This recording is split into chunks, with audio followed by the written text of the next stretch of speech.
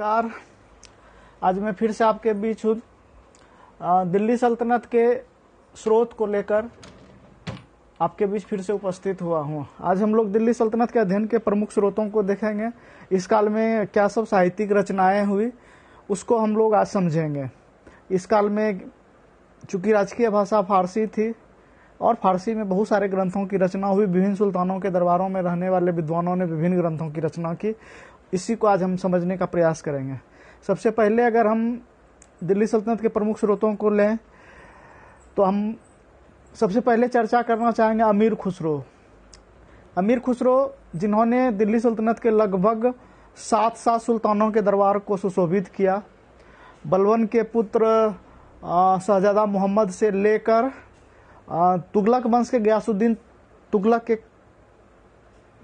दरबार में अमीर खुसरो महत्वपूर्ण पदों पर रहा और उन्होंने बहुत सारे महत्वपूर्ण ग्रंथों की रचना की। अमीर खुसरो को तूती हिंद कहा जाता था, हिंद का तोता। बहुत सारी लगभग 200 मसनवियों की रचना अमीर खुसरो ने की थी। आज उसके प्रमुख ग्रंथों को हम लोग पढ़ेंगे। इस कड़ी में उनका सबसे पहला महत्वपूर्ण पुस्तक आता है ख्वाजा-इन-उल-फुतूह। ख्वाजा-इन-उल-फुतूह अमीर खुसरो के द्वारा लिखी गई है। तुगलकनामा नामक ग्रंथ में गयासुद्दीन तुगलक के युद्ध अभियानों का वर्णन मिलता है। उनकी तीसरी महत्वपूर्ण पुस्तक है किरान-उस-सादैन। किरान-उस-सादैन में बलबन के पुत्र बुगरा खां और उसके पुत्र कैकूबाद के बीच हुए वार्तालाप का वर्णन मिलता है। मिफ्ताह-उल-फुतूह उनकी अगली रचना है जिसमें जलालुद्दीन फिरोज खिलजी के सैन्य अभियानों का वर्णन है। उन्होंने एक मसनवी लिखी है आशिका के नाम से, जिसे हम लोग देवल रानी खिज्र खानी के नाम से जानते हैं, जिसमें अलाउद्दीन के खिलजी के पुत्र खिज्र खां और गुजरात के राजा रायकरण बघेल की पुत्री देवल रानी के प्रेम प्रसंग पर यह आधारित है। इसे आशिका के नाम से लिखा गया है। नू-सिपेहर अमीर खुसरो की रचना है जिसमें मुबारक शाह खिलजी के शासनकाल का हमें वर्णन मिलता है। और उनकी अंतिम महत्वपूर्ण रचना तारीख-ए-अलाई है जो खिलजी वंश पर प्रकाश डालता है, और एजाज-ए-खुसरवी जो सल्तनत कालीन सुल्तानों के पत्रों का संग्रह है। तो ये सब सारी महत्वपूर्ण रचना अमीर खुसरो के द्वारा की गई थी। वो एक महत्वपूर्ण साहित्यकार, इतिहासकार, कवि थे। अगले राइटर की अगर हम चर्चा करें तो जिया नक्शबी ने तूती-ए-नामा की रचना की है। ईसामी की रचना को अगर हम देखें तो फुतूह-उस-सलातीन नामक ग्रंथ की रचना ईसामी के द्वारा की गई है। मिन्हाज-उस-सिराज के द्वारा तबकात-ए-नासरी लिखी गई है जो सुल्तान नसरुद्दीन महमूद को समर्पित है। बलबन के ज्येष्ठ पुत्र अल्तमस के ज्येष्ठ पुत्र नसरुद्दीन महमूद सुल्तान को समर्पित करके यह पुस्तक लिखा गया है, तबकात-ए-नासरी। जियाउद्दीन बर्नी की महत्वपूर्ण 2 पुस्तकें हैं जिसमें तारीख-ए-फिरोज शाही और फतवाए जहांदारी। तारीख-ए-फिरोज शाही फिरोज शाह तुगलक तक के शासनकाल का वर्णन मिलता है। फतवाए जहांदारी भी उनकी एक महत्वपूर्ण पुस्तक है, ये कानून की पुस्तक है। और तारीख-ए-फिरोज शाही की रचना जियाउद्दीन बर्नी ने एक अन्य राइटर के साथ मिलकर की है। उनका नाम था शम्स-ए-सिराज-अफीफ। इसलिए शम्स-सिराज-अफीफ के खाते में भी हम देखते हैं कि जो पुस्तक आती है वह है तारीख-ए-फिरोज शाही। अगले राइटर के रूप में हम याहिया बिन अहमद सरहिंदी को पाते हैं। सरहिंदी की महत्वपूर्ण किताब तारीख-ए-मुबारक शाही है जो सैयद वंश के सुल्तान मुबारक शाह को समर्पित है। उसके कार्यकाल में लिखा गया। मुबारक शाह ने याहिया बिन अहमद सरहिंदी को संरक्षण दिया था, उसी के कार्यकाल में लिखी गई।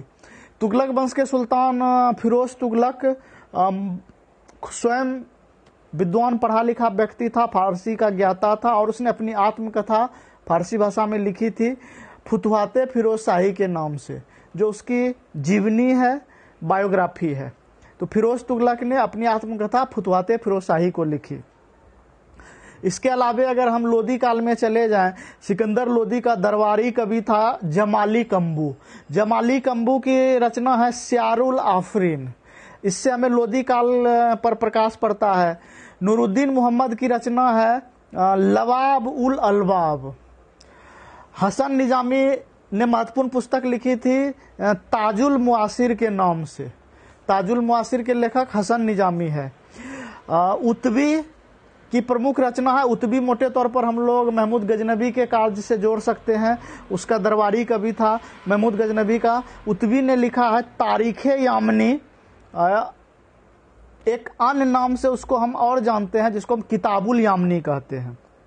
अलवरूनी के बारे में हम जानते हैं कि मोहम्मद महमूद गजनबी के साथ वह भारत आया था, उसके सारे युद्ध अभियान में उसने रहा और लंबे समय तक लगभग 14 वर्ष तक वह भारत में रहकर अपनी यात्रा वृत्तांत को लिखता है और भारत के बारे में उसने विस्तृत वर्णन दिया है जिसे हम किताबुल हिंद कहते हैं अथवा तहकीकाते हिंद, हिंद एक खोज, और ये अलबरूनी की महत्वपूर्ण पुस्तक है।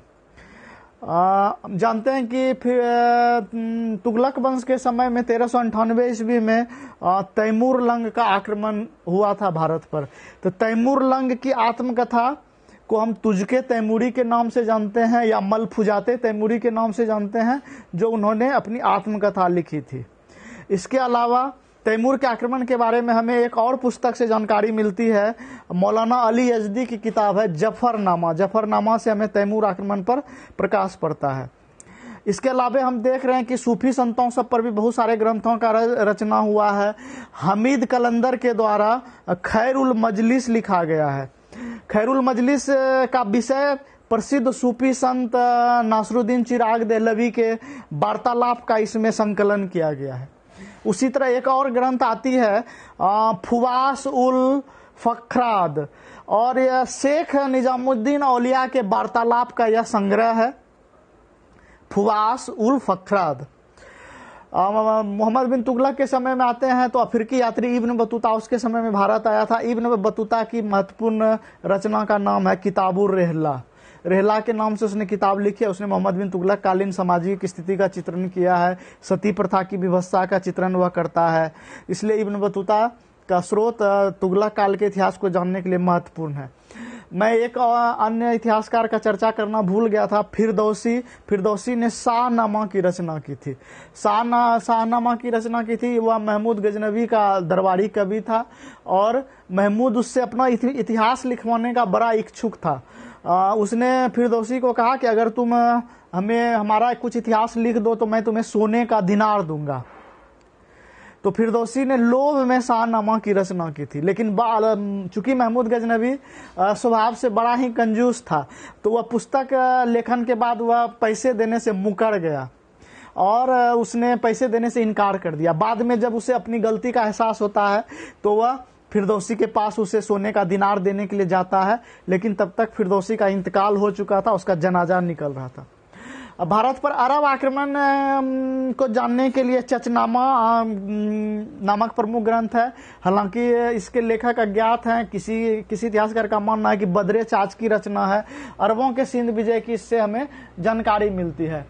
अगर इस काल में और सभी भी हम देखें तो बंगाल में संस्कृत साहित्य का निर्माण होता है। जयदेव के द्वारा गीत गोविंद लिखा गया। उसके बाद अगर बिहार के मिथिला में चले जाएं तो विद्यापति के द्वारा मैथिली में बहुत सारी रचनाएं होती है। और बंगाल के इतिहास को समझने के लिए उर्दू भाषा में बहुत सारे किताब लिखे गए हैं, जिसमें हम प्रमुख रूप से गुलाम हुसैन सलीम का रियाजुस सलातीन है, गुलाम हुसैन तवातवाई की रचना है सियारुल मुत्ताखरीन, सलीमुल्लाह की रचना है तारीखे बांग्ला। इससे हमें बंगाल के इतिहास के बारे में जानकारी मिलती है। तो इस प्रकार हम लोग दिल्ली सल्तनत के महत्वपूर्ण स्रोतों की चर्चा कर रहे थे। इसी कड़ी को आगे बढ़ाते हुए मैं आज थोड़ी सी चर्चा दिल्ली सल्तनत के स्थापत्य पर भी करना चाहूंगा, क्योंकि फिर उस पर अलग से बातें करने की जरूरत नहीं होगी। इसीलिए मैं दिल्ली सल्तनत के किस काल में कौन सी इमारत बना और उसका स्थान कहाँ है, तो मोटे तौर पर मैं सरसरी निगाह से साहित्य के साथ स्थापत्य को भी जोड़ते हुए सल्तनत कालीन प्रमुख स्थापत्य की भी चर्चा कर देता हूँ। सबसे पहले हम लोग आते हैं गुलाम वंश में। गुलाम वंश में सबसे पहला स्थापत्य जो बना था वह 2.5 दिन का झोपड़ा था। वो कुतुबुद्दीन ऐबक के द्वारा बनाया गया था अजमेर में। 2.5 दिन का झोपड़ा इसलिए नाम पड़ा क्योंकि किसी इतिहासकार का मानना है कि वहाँ 2.5 दिन का मेला लगता था। किसी का मानना था कि यह एक मस्जिद है और यह 2.5 दिन में बनकर तैयार हुई थी। ऐबक की दूसरी स्थापत्य के रूप में हम जानते हैं, वह था कुबतुल इस्लाम मस्जिद। भारत की पहली मस्जिद मानी गई। इसको 27 जैन मंदिरों को तोड़कर उसके अवशेष से बनाया गया। यह देखने में बिल्कुल बेढंगा लगता है और कुतुब मीनार के समीप मेहरौली में ही अवस्थित है। यह दिल्ली में ही है। मैंने कुतुब मीनार की चर्चा की। कुतुबुद्दीन ऐबक ने सूफी संत ख्वाजा बख्तियार काकी की याद में कुतुब मीनार का निर्माण प्रारंभ किया और ऐबक ने दो मंजिले का निर्माण किया। बाकी के 5 मंजिल का निर्माण उसके दामाद अल्तमश के समय में पूरा हुआ। यह भी मेहरौली दिल्ली में स्थित है। कुतुब मीनार के बारे में स्पष्ट है कि अगर पूछा जाए कि कुतुब मीनार का निर्माण किसने प्रारंभ किया तो आंसर ऐबक होगा, और निर्माण कार्य को किसने पूरा किया तो आंसर अल्तमश होगा। उसके अलावे अगर हम इल्तुतमिश के स्थापत्य को देखें तो इल्तुतमिश का मकबरा दिल्ली में है। बदायूं में उसने जामा मस्जिद का निर्माण करवाया था इल्तुतमिश ने। नागौर जोधपुर में अतरकीन के दरवाजा का निर्माण करवाया था इल्तुतमिश ने। और बाद में सुल्तान नसरुद्दीन का मकबरा बना सुल्तानगढ़ी दिल्ली में, वहीं कुतुब मीनार के पास है। तो मेरे हिसाब से यह बलबन के समय में बनाया गया था। बलबन कालीन इमारत में अगर आप देखेंगे तो बलबन का मकबरा है दिल्ली में। लाल महल का निर्माण हुआ था बलबन के द्वारा दिल्ली में। इसी लाल महल में बाद में आप देखिएगा अलाउद्दीन खिलजी अपना राज्याभिषेक कराता है। तो चूंकि एक बड़ा अच्छा प्रसंग है जलालुद्दीन फिरोज खिलजी का कि जब मैं कभी भी लाल महल के सामने से गुजरता हूं तो मेरे घोड़े के पांव स्वतः रुक जाते हैं और मैं घोड़े से उतर जाता हूं और लाल महल के सामने अपना सर झुका लेता हूं। तो कहने का आशय यह है कि बलबन के शासन में वो कठोरता थी। उसके अमीर उसको सम्मान से देखते थे, उसके महल उसके स्थापत्य तक से वो खौफ खाते थे। इसलिए लाल महल की मैंने चर्चा की। अलाउद्दीन के समय में प्रमुख भवन के रूप में हम देख रहे हैं जमात खाना मस्जिद का निर्माण दिल्ली में हुआ है। अलाई दरवाजा का निर्माण अलाउद्दीन खिलजी ने दिल्ली में करवाया है। उषा मस्जिद का निर्माण अलाउद्दीन ने दिल्ली में करवाया है। 1000 सितून स्तंभ वाला महल है, वो भी अलाउद्दीन का निर्माण है, वो दिल्ली में हुआ है। तो अलाउद्दीन के समय में भी खिलजी काल में भी अच्छे स्थापत्य का निर्माण हुआ, जिसमें अलाई दरवाजा सबसे प्रमुख स्थापत्य था। तुगलक काल में अगर हम जाएं तो गयासुद्दीन तुगलक ने तुगलकाबाद फोर्ट की स्थापना की दिल्ली में, और गयासुद्दीन तुगलक का मकबरा उसी तुगलकाबाद फोर्ट में है दिल्ली में।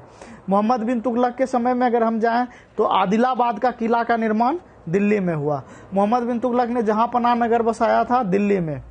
उसके अलावा मोहम्मद बिन तुगलक के समय में आप देखिएगा कि शेख निजामुद्दीन औलिया का मकबरा मोहम्मद बिन तुगलक के समय में निर्माण हुआ, वो भी दिल्ली में हुआ। फिरोज शाह तुगलक का मकबरा दिल्ली में है और उसका भी निर्माण फिरोज शाह तुगलक के समय में हुआ है। आप मोटे तौर पर आप तुगलकाबाद फोर्ट को समझ सकते हैं, जो फिरोज शाह कोटला ये स्टेडियम है जो अभी हाल में अरुण जेटली स्टेडियम नाम किया गया, जो बॉलिंग इंड कमेंट्री में उच्चारण होता है फिरोज शाह कोटला इंड। मोटे तौर पर तुगलक कालीन स्थापत्य उसी आसपास सराउंडिंग मिल जाता है। हालांकि तुगलक काल को स्थापत्य कला के क्षेत्र में नीरस युग के रूप में माना गया। इसमें बहुत रूखापन था, रुखरे पत्थर का इस्तेमाल हुआ, उसके पत्थरों में कोई चमक नहीं थी। बाकी अगर लोधी और अगर हम गुलाम वंश के स्थापत्य को देखें, खिलजी काल के स्थापत्य को देखें तो लाल बलुआ पत्थर रेड स्टोन का प्रयोग हुआ है। इसके स्थापत्य में चमक थी, सौंदर्य था। तुगलक काल में और सब भी कुछ अमीरों के द्वारा ये प्रमुख अधिकारियों के द्वारा भी कुछ कंस्ट्रक्शन कार्य हुआ है दिल्ली में, जिसमें कि खाने जहां तेलंगानी के द्वारा जूना सा खाने जहां तेलंगानी मस्जिद का निर्माण हुआ है, जूना सा खाने जहां के द्वारा दिल्ली में। काली मस्जिद का भी निर्माण जूना सा खाने जहां के द्वारा दिल्ली में किया गया। खिड़की मस्जिद का निर्माण जूना सा खाने जहां के द्वारा दिल्ली में किया गया। अगर सैयद काल में बहुत अधिक स्थापत्य का निर्माण नहीं हुआ, केवल सैयद सुल्तानों का मकबरा बना, इसीलिए सैयद काल को दिल्ली सल्तनत में स्थापत्य के क्षेत्र में मकबरों का काल कहा जाता है। लोधी काल की अगर बात करें तो बहलोल लोधी का मकबरा लोधी काल में बना है दिल्ली में। उसके पुत्र सिकंदर लोधी ने निर्माण कराया। सिकंदर लोधी के मकबरे का निर्माण दिल्ली में इब्राहिम लोधी ने करवाया। सिकंदर लोधी का प्रधानमंत्री जिसका नाम था मियां भुवा, उसने मोट की मस्जिद का निर्माण दिल्ली में करवाया। इसी काल में अगर चले जाएं तो जौनपुर में, पांडुआ बंगाल में, गौर में, मांडू में बहुत सारे स्थापत्य का निर्माण स्थानीय शासकों के द्वारा, सुल्तानों के द्वारा कराया गया। जौनपुर की बात करें तो वहां पे सरकी सुल्तानों का शासन है, तो इब्राहिम शाह सरकी के द्वारा अटाला मस्जिद का निर्माण जौनपुर में कराया गया। हुसैन शाह सरकी के द्वारा जौनपुर में जामी मस्जिद का निर्माण कराया गया। लाल दरवाजा मस्जिद का निर्माण करवाया गया। हुसंग शाह के द्वारा हम देखते हैं कि मांडू में जामी मस्जिद का निर्माण कराया गया। हिंडोला महल का निर्माण कराया गया। हुसंग शाह के मकबरा का निर्माण कराया गया। अब मैं मालवा की बात करूं, मालवा में महमूद खिलजी के द्वारा मांडू के किले का निर्माण किया गया और वहां पर एक प्रसिद्ध एक और इमारत है विजय स्तंभ, और बाज बहादुर एवं रानी रूपमती का महल, जो उसके बाज बहादुर और रानी रूपमती के प्रेम प्रसंग पर बहुत सारी पुस्तकें आ गई है, उनका वो महल अभी भी वहां पे है। बंगाल की बात करें तो बंगाल में सुल्तानों की राजधानी मोटे तौर पर पांडुआ मानी गई, जो गौर बंगाल की राजधानी थी। वहां पे सिकंदर शाह हुए। सिकंदर शाह के समय में एशिया का सबसे बड़ा लार्जेस्ट मस्जिद का निर्माण हुआ था, वह था अदीना मस्जिद। अदीना मस्जिद का आज भी क्षेत्र सबसे अधिक विस्तृत है। इस मस्जिद का स्थापत्य बहुत ही विचित्र है। इसमें ईंट का भी प्रयोग हुआ है, पत्थर का भी प्रयोग हुआ है, लकड़ी का प्रयोग भी हुआ है। मैंने शायद पहला डुप्लेक्स मस्जिद के रूप में अदीना के मस्जिद को देखा कि किस तरह से लकड़ी के छत बने हुए हैं। टू स्टोरेज वाले मस्जिद का कंसेप्ट यहाँ पे आया है, जिसमें पत्थर का भी खूबसूरती से प्रयोग किया गया है। तो अदीना का मस्जिद एशिया का सबसे बड़ा मस्जिद के रूप में प्रसिद्ध हुआ, जो सिकंदर शाह के समय में हुआ है। उसके बाद हम देख रहे हैं बंगाल के अन्य सुल्तान की अगर हम बात कर रहे हैं तो नुसरत शाह के समय में बड़ा सोना मस्जिद का निर्माण हुआ। कदम रसूल मस्जिद का निर्माण हुआ, जो गौर बंगाल में ही अवस्थित है, पांडुआ के आसपास ही। हम लोग मालदा स्टेशन से नियर अबाउट 15 से 20 से 23 किलोमीटर के सराउंडिंग में ये सारे स्थापत्य है। तो बंगाल वाले स्थापत्य में एक बेजोड़ चीज देखने को मिला है कि बंगाल में इस काल में ईंटों के मस्जिद मिले हैं। ईंटों को तराश कर भारी मात्रा में बहुत सारे मस्जिद का निर्माण किया गया, जिसमें फिरोज शाह का टावर है, मीनार है, ये गौड़ का गेट बनाया गया है, गेटवे ऑफ बंगाल के रूप में। तो इस तरह बहुत सारे स्थापत्य का निर्माण दिल्ली सल्तनत काल में हुआ। तो इस तरह से आज के वीडियो में हमने दिल्ली सल्तनत के स्थापत्य, साहित्य एवं स्थापत्य को सरसरी निगाह से देखने का काम किया। हालांकि बहुत डीपली जानने के बाद ये और भी ज़्यादा डिस्क्रिप्टिव होता, लेकिन चूंकि हमारे छात्रों को एक कॉम्पिटिटिव सेंस से और एक ऑब्जेक्टिव के सेंस से इसको देखना है, इसलिए मैंने सरसरी निगाह से दिल्ली सल्तनत के साहित्य एवं स्थापत्य को देखने का काम किया। अगले वीडियो में जब भी मैं आपके साथ आऊँगा, अभी दिल्ली सल्तनत में 2 पार्ट मेरे हिसाब से छूटा हुआ है। एक सेशन में मैं विजयनगर और बहमनी साम्राज्य को लेकर आऊँगा, और दूसरे सत्र में मैं कोशिश करूँगा कि भक्ति और सूफी आंदोलन पर सरसरी निगाहों में चर्चा हो जाए। तो इस तरह से दिल्ली सल्तनत पर लगभग मेरा वीडियो पूरा होगा। उसके बाद फिर हम अपने छात्रों के रुचि के हिसाब से इसको देखेंगे कि आगे हमें क्या पढ़ना है, क्या पढ़ाना है। तब तक के लिए आपको नमस्कार, शुभ रात्रि।